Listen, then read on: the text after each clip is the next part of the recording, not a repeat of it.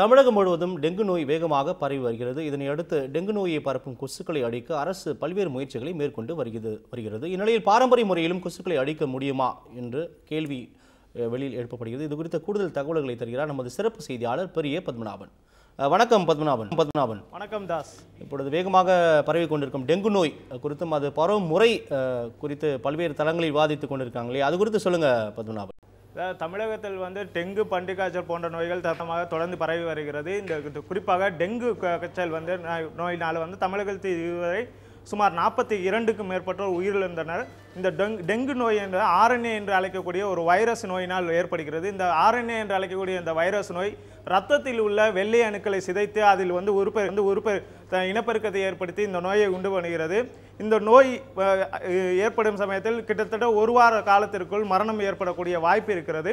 இதை ஒழிப்பதற்காக பல்வேறு சூழ்நிலைகளை தமிழக அரசு தொடர்ச்சியான பல்வேறு நடவடிக்கைகளை மேற்கொண்டுள்ளது. தாஸ், பத்மநாபன், தமிழக அரசு தொடர்ந்து இது குறித்து நிறைய நடவடிக்கைகள் எடுப்பதாக கூறிக்கொண்டே இருந்தாலும் எந்த மாதிரியான நடவடிக்கைகள் எடுத்துட்டு இருக்காங்க பத்மநாபன்? தமிழக அரசு பார்த்தீங்கன்னா அது பல்வேறு மாவட்டங்களில் இந்த டெங்கு காய்ச்சல் பரவிக்கிட்டு இருக்கனால அங்கே பல்வேறு பகுதிகளில் இருக்கக்கூடிய குப்பை மற்றும் சுற்று வட்டாரங்களை தூய்மைப்படுத்தி வராங்க. அது மட்டும் இல்லாமல் கொசு மருந்து அடிப்பது, புகை மூட்டங்கள் மூலமாக கொசுகளை அழிப்பது போன்ற நடவடிக்கைகளில் ஈடுபட்டுள்ளதோடு சுற்றுப்புற தூய்மையை பராமரிப்பது எப்படி போன்ற விளம்பரங்களையும் தமிழக அரசு செய்தி ஊடகங்கள் வாயிலாக ஒளிபரப்பி வருகிறது. தாஸ், பத்மநாபன், இப்போ டெங்கு குறித்து பேசும்போது மருத்துவம் தொடர்பான நிறைய விஷயங்கள் கேள்விகளாக இருக்குது. அதில் குறிப்பாக அந்த பாரம்பரிய முறையில் இந்த கொசுக்களை ஒழிப்பதற்கான சாத்தியக்கூறுகள் இருக்கா பத்மநாபன்?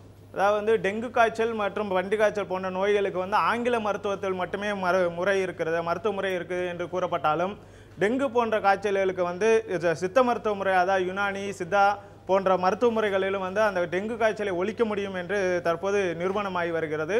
குறிப்பாக டெங்கு காய்ச்சலுக்கு அந்த டெங்கு காய்ச்சல் பார்த்தீங்கன்னா இரத்தத்தில் உள்ள வெள்ளை அணுக்களை சிதைக்கக்கூடிய அந்த RNA என்ற கூடிய வைரஸை கட்டுப்படுத்தினாலே டெங்கு காய்ச்சலை குறைக்க முடியும். அது மட்டும் இல்லாமல் டெங்கு காய்ச்சலால் பாதிக்கப்பட்டவர்கள் அதிகமாக தண்ணீர் உட்கொள்வதாலும் பல்வேறு தூய்மையான ரத்தத்தை மீண்டும் உடலில் செலுத்துவது மூலமாக இந்த டெங்கு காய்ச்சலை பாதியாக குறைத்து விடலாம். அது இந்த உயிரிழப்பையும் தடுத்து விடலாம் என்று கூறப்படுகிறது.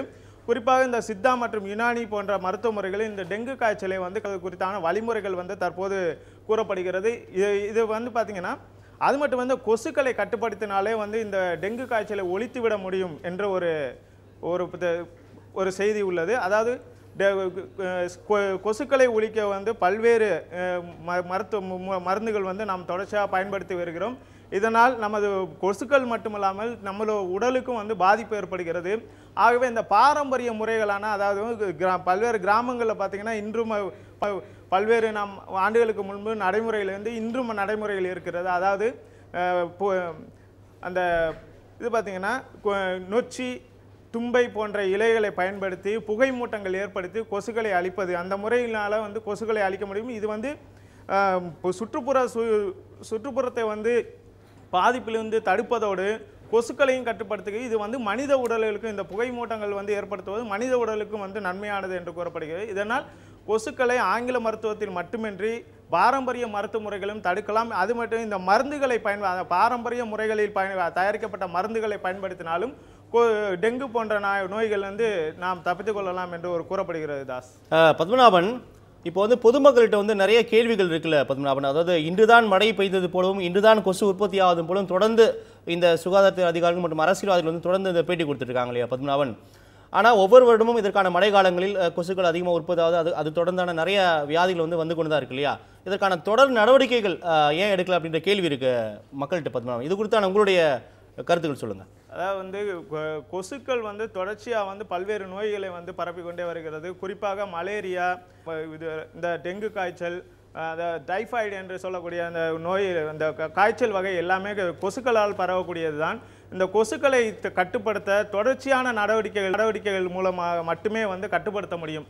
குறிப்பாக இந்த தீவிர நோய்களை ஏற்படுத்தக்கூடிய இந்த கொசு வகைகள் அனைத்துமே சுத்தமான நீரில் வளரக்கூடாது, சுத்தமான நீரில் முட்டையிடக்கூடியது என்று அரசு ஊடகங்கள் அரசு வாயிலாக கூறப்படுகிறது. ஆகவே அந்த சுற்றுப்புற தூய்மையை சுற்றுப்புறத்தை தூய்மையாக வைத்துக் கொள்வதுடன் அந்த நன்னீரில் இருக்கக்கூடிய அந்த கொசு முட்டைகளை அழிப்பதற்காக தொடர்ச்சியாக அதை பராமரித்து வராத அது அந்த தண்ணீர் வைத்திருக்கக்கூடிய பாத்திரங்களையும் அந்த தண்ணீர் தொட்டிகளையும் வந்து தொடர்ச்சியாக தூய்மைப்படுத்தி பராமரித்து வருவதால் மட்டுமே இந்த கொசுக்களை அழிக்க முடியும். இது வந்து இந்த மழைக்காலங்களில் மட்டுமே இந்த கொசு உற்பத்தி ஆகிறது என்று ஒரு கூறக்கூடிய கருத்து வந்து முற்றிலும் தவறாகவே உள்ளது. இதை வந்து தொடர்ச்சியான நடவடிக்கைகளால் மட்டுமே மூலம் இந்த கொசுக்களின் படையெடுப்பை தடுக்க முடியும். அதுக்கு வந்து என்னென்னா நம்ம மழைக்காலங்களில் மட்டுமன்றி கோடை காலங்களிலும் கொசு தடுப்பு நடவடிக்கைகளை அரசு தீவிரமாக செயல்படுத்த வேண்டும். மழைக்காலங்களில் மட்டும் இந்த கொசு ஒழிப்பு நடவடிக்கையை தீவிரப்படுத்துவது வந்து கண்டிப்பாக ஒரு முழுமையான பலனை தராது. ஆகவே அரசு வந்து இந்த விஷயத்தில் தொடர்ந்து கவனம் செலுத்த ஆண்டு முழுமைக்கும் இந்த கொசு ஒழிப்பு நடவடிக்கைகள் தொடர்ந்து கவனம் செலுத்தி வர வேண்டும். குப்பைகள் தேங்குவதை தடுக்க வேண்டும். தேவையில்லாத இடங்களில் தண்ணீர் தேங்குவதை தடுக்க வேண்டும். அது மட்டுமின்றி பொதுமக்களிடையே இந்த சுத்தமான நீரை எவ்வாறு பாதுகாப்பது, அந்த தண்ணீர் தேக்க தொட்டிகளை எவ்வாறு பராமரிப்பது குறித்தான விழிப்புணர்வை தொடர்ச்சியாக ஏற்படுத்தினால் மட்டுமே இந்த கொசுக்களை அழிக்க முடியும். தாஸ், பத்மநாபன், இது குறித்தான கூடுதல் தகவல்கள் ஏதாவது இருக்குங்களா? வந்து பார்த்தீங்கன்னா டெங்கு காய்ச்சல்னால வந்து இப்போ தொடர்ச்சியாக மரணங்கள் அதிகரிச்சுக்கிட்டே வருது.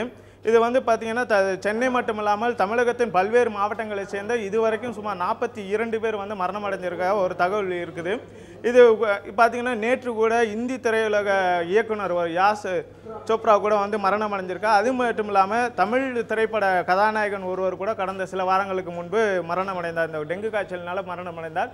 இது பிரபலங்கள், அதாவது சாதாரண மக்கள் மட்டுமின்றி பிரபலங்களையும் இந்த நோக்கி தாக்குகிறது. இது குறிப்பு வந்து என்ன பார்த்தீங்கன்னா அரசிடம் மக்களிடம் வந்து போதுமான விழிப்புணர்ச்சி இல்லாத ஒரு காரணமாக இருக்கிறது. தாஸ், நன்றி பத்மநாபன். இது குறித்தான உங்களுடைய கூடுதல் தகவல்களுக்கு நன்றி.